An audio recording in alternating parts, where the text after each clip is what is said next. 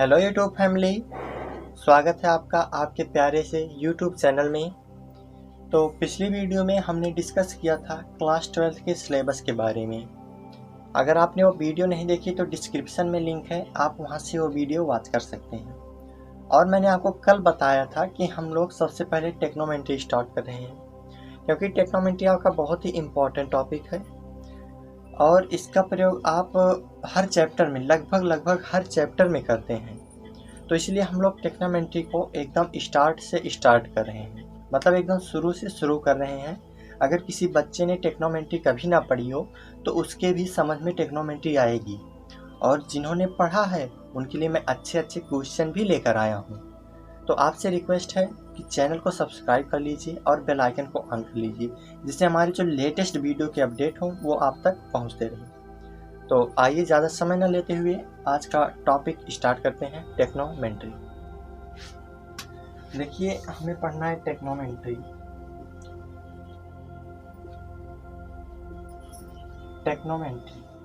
तो टेक्नोमेंट्री जो है वो आपके दो शब्दों से मिलकर बनी हुई है। पहला है ट्रिगोनो और दूसरा है मेट्री। ट्रिगोनो और मेट्रॉन, ये दोनों आपके ग्रीक वर्ड्स हैं। क्या है? ग्रीक वर्ड्स हैं। इसका मीन्स होता है, ट्रिगोनो मीन्स ट्रायंगल, और मेट्रॉन में इसको मेट्रिका भी कहते हैं। कहीं कहीं पर आपको मेट्री मिलेगा और कहीं कहीं पर मेट्रॉन मिलेगा, लेकिन इसका जो मीनिंग होता है वो एक ही होता है, मेजर।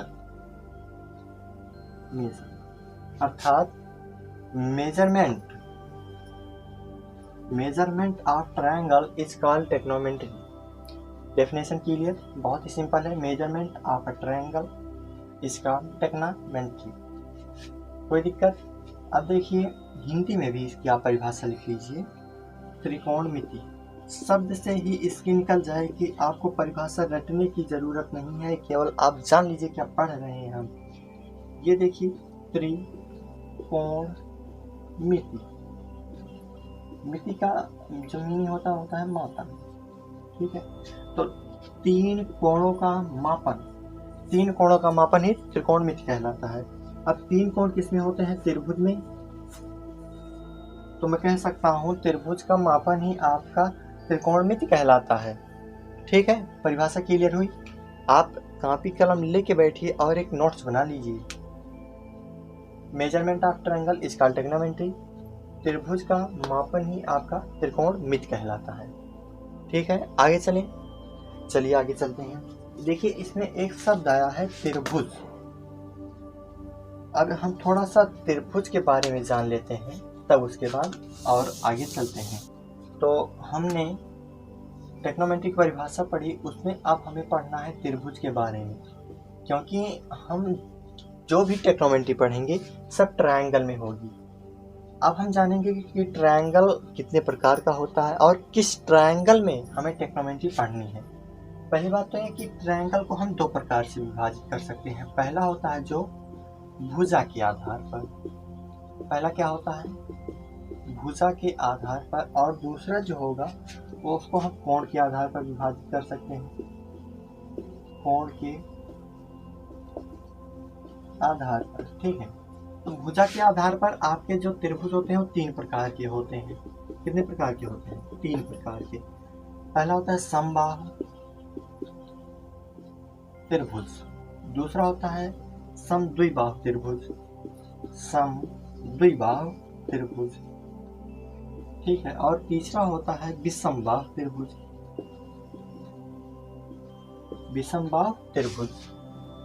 समबाहु, समद्विबाहु और विषमबाहु, ये होते हैं भुजा के आधार पर। अब बात कर लेते हैं कोण के आधार पर।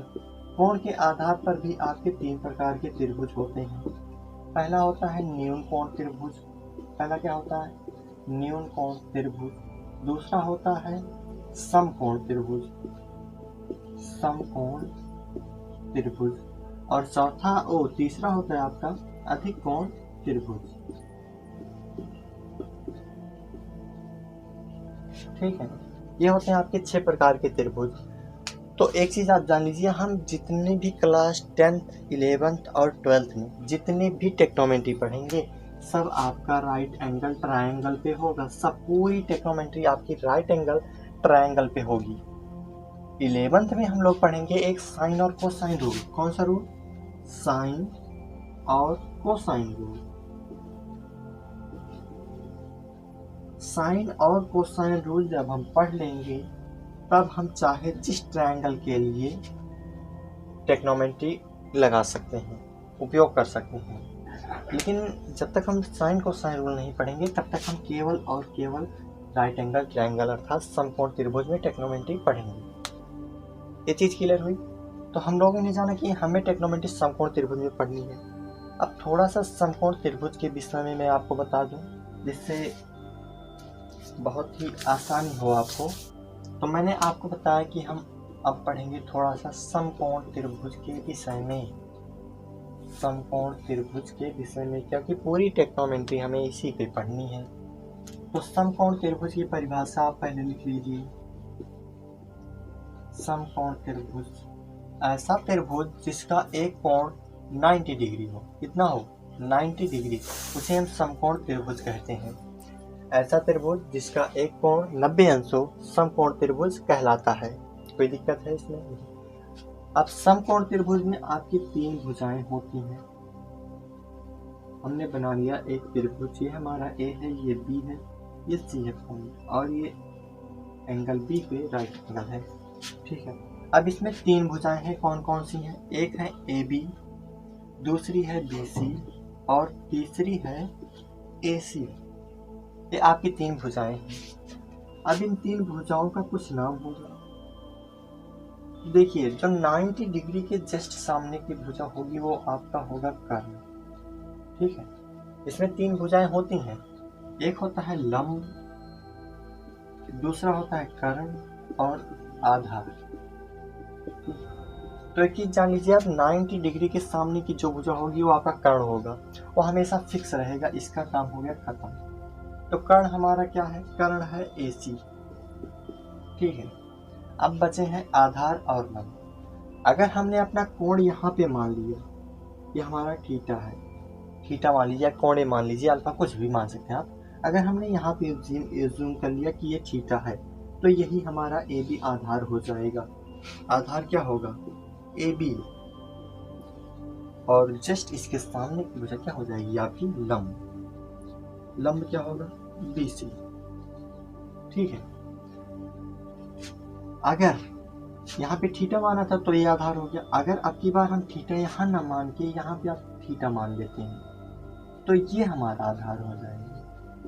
तो इसके लिए आधार कौन सा हो जाएगा? इसके लिए आधार हो जाएगा BC और लंब कितना हो जाएगा? BC। मतलब जिस साइड पे हम एंगल मानेंगे वही हमारा आधार होगा और जस्ट उसके सामने की भुजा। कर्ण आपका हमेशा फिक्स रहेगा, ये कभी भी बदलेगा नहीं। ये चीज क्लियर हुई? लंब, कर्ण और आधार की पहचान आपको क्लियर हुई? चलिए अब एक और प्रॉपर्टी जान लेते हैं इस राइट एंगल ट्रायंगल के बारे में। जो अगली प्रॉपर्टी है हमारी, वो उसे दिया है एक मैथमेटिशियन थे हमारे, पाइथागोरस जी थे। पाइथागोरस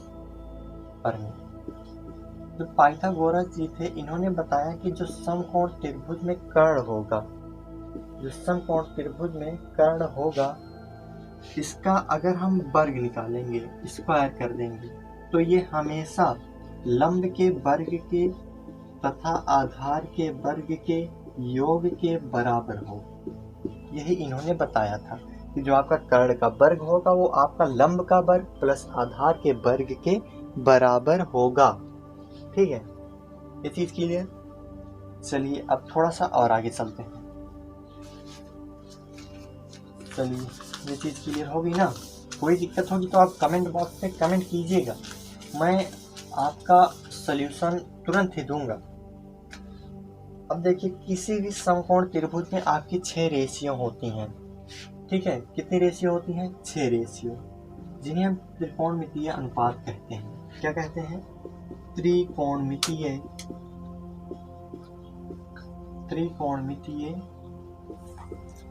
अनुपात।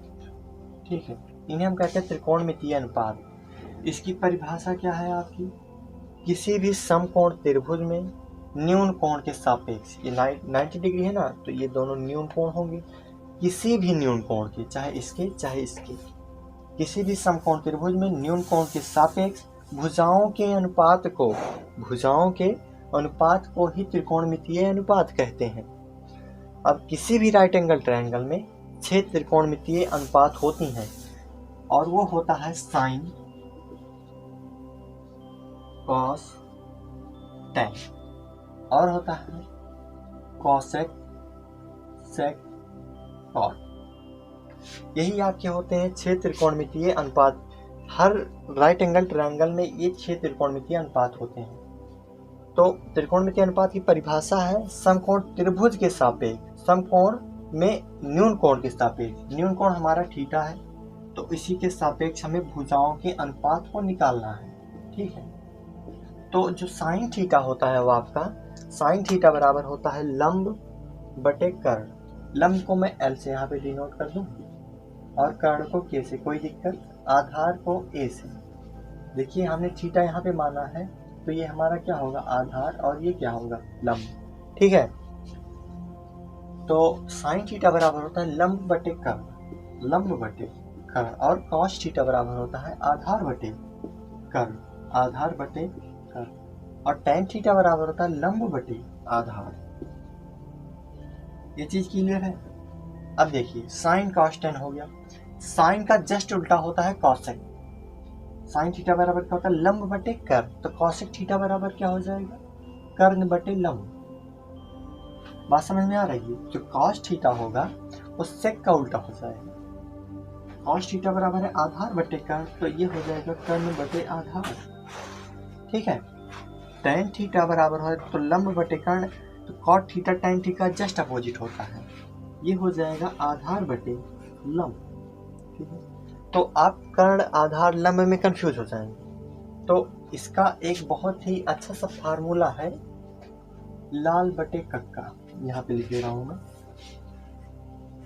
लाल बटे कक्का। ठीक है, इसमें देखिए एक एक शब्द ले लीजिए, तो ये आपके 3 रेशियो बन रहे हैं। ठीक है, ऊपर से आप लेंगे तो साइन, कॉस, टैन, यही आप याद कर लीजिए, लाल बटे कक्का, यल बटे के साइन का, ए बटे के कॉस का, टैन का, एल बटे ए। ठीक, अब इसी का उल्टा कर दीजिए, आप नीचे से ले लीजिए के बटे यल, ये हो जाएगा आपका कॉसेक का, और ये हो जाएगा सेक का, कर्ण बटे आधार, और ये हो जाएगा कॉट का। ठीक है, ऊपर से ले लेंगे तो साइन कॉस टैन, नीचे से कॉसेक से कॉट। ये त्रिकोणमितीय निष्पत्ति आपकी क्लियर हुई। कोई दिक्कत है, कोई दिक्कत होगी तो आप तुरंत बताइएगा। ठीक है, अब 2 फार्मूला और है, ये आप याद कर लीजिए, लाल बटे कक्का, साइन कॉस टैन, कॉसेक से कॉट। यही है, आपको पूरी भी ट्रिग्नोमेट्री जितनी पढ़ी है 10th में, 11th में, 12th में, सब में sine cos tan cosec sec cot, पूरे में यही पढ़ना है। ठीक है, तो इसको आप लर्न कर लीजिए, कॉपी में नोट कर लीजिए, और इसकी परिभाषा लिख लीजिए, किसकी, त्रिकोणमितीय अनुपात की। चलिए इसको इरेज करते हैं। अब थोड़ा सा और आगे चलते हैं। तो समकोण त्रिभुज में आपने त्रिकोणमितीय निष्पत्ति को जान लिया है। अब हम लोग पढ़ेंगे, थोड़ा सा रिलेशन पढ़ लेते हैं त्रिकोणमितीय निष्पत्ति में। त्रिकोणमितीय निष्पत्ति में थोड़ा सा रिलेशन पढ़ लेते हैं। मैंने आपको बताया साइन थीटा बराबर होता है लंब बटे कर्ण। ठीक है, और कॉसेक थीटा बराबर होता है कर्ण बटे लंब। ठीक है, तो क्या मैं इस साइन थीटा को 1 कॉसेक थीटा नहीं लिख सकता, बराबर साइन थीटा?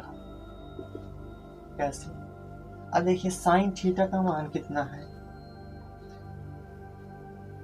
साइन थीटा का मान कितना है, लंब बटे कर्ण।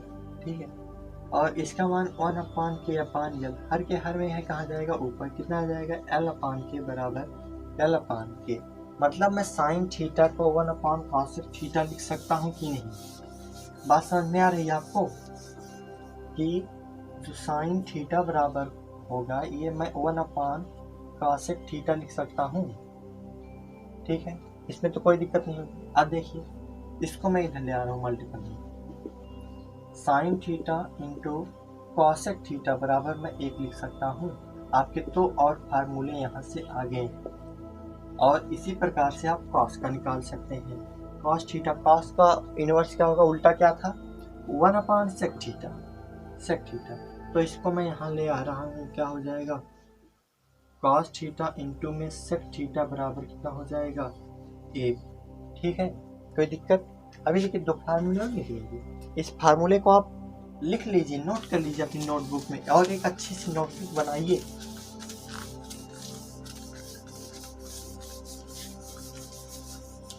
ठीक, और हमने पढ़ा था tan थीटा बराबर लंब बटे आधार, और tan थीटा बराबर लंब बटे आधार। tan थीटा का उल्टा क्या था, cot थीटा। तो क्या मैं tan theta into cot theta बराबर 1 लिख सकता हूँ कि नहीं, कोई दिक्कत होगी आप बताइएगा तुरंत। अब देखिए 2 फार्मूले और हैं आपके, एक तो tan थीटा बराबर होता है sin theta upon cos theta. अगर ये होता है तो 1 काट करेंगे, cos ऊपर चला जाएगा, तो cot थीटा बराबर क्या हो जाएगा, cos theta upon sin theta. ये इतने फार्मूले और आपके निकल के आए हैं, इनको आप राइट कर लीजिए। बहुत ही इम्पोर्टेंट फार्मूला है ये, ठीक है, इसको आप राइट कर लीजिए। अगर आप कहेंगे तो मैं त्रिकोणमितीय निष्पत्ति की एक डिटेल्ड वीडियो बना दूंगा कि ये जो sine cos tan cosec sec cot है, इन सभी की खोज किसने की है। ठीक है, तो लेकिन आपको कमेंट करना पड़ेगा, आपको जानने के लिए कुछ तो करना पड़ेगा ना। तो अगर आप कमेंट करेंगे तो मैं इसका एक डिटेल लेक्चर बना दूंगा। ठीक है, तो हमारा ये जो है त्रिकोणमितीय निष्पत्ति हमने आज पढ़ लिया है, कंप्लीट कर लिया है पूरा। इसमें त्रिकोणमितीय निष्पत्ति में हमारा सब खत्म हो गया है। इन फार्मूले को आप राइट कर लीजिए, 2 से 3 बार राइट कीजिए और एक अच्छी सी नोटबुक बना लीजिए टेक्नोमेंट्री की, क्योंकि ये पूरी टेक्नोमेंट्री मैं आपकी तैयार कराऊंगा, मैंने आपसे पहले ही कहा है। तो इसकी आप एक अच्छी सी नोटबुक बना लीजिए। अगले लेक्चर में मैं आपको इससे रिलेटेड, यही जो फार्मूला मैंने आपको बताया, यही सब इससे रिलेटेड क्वेश्चन कराऊंगा, और वो बहुत ही अच्छे, पहले तो मैं आपको थोड़े सरल क्वेश्चन कराऊंगा, उसके बाद बहुत ही अच्छे क्वेश्चन कराऊंगा। ठीक है, तो दोस्तों इतना आप लिख लीजिए और तैयार कर लीजिए। तो मिलते हैं अगली वीडियो में।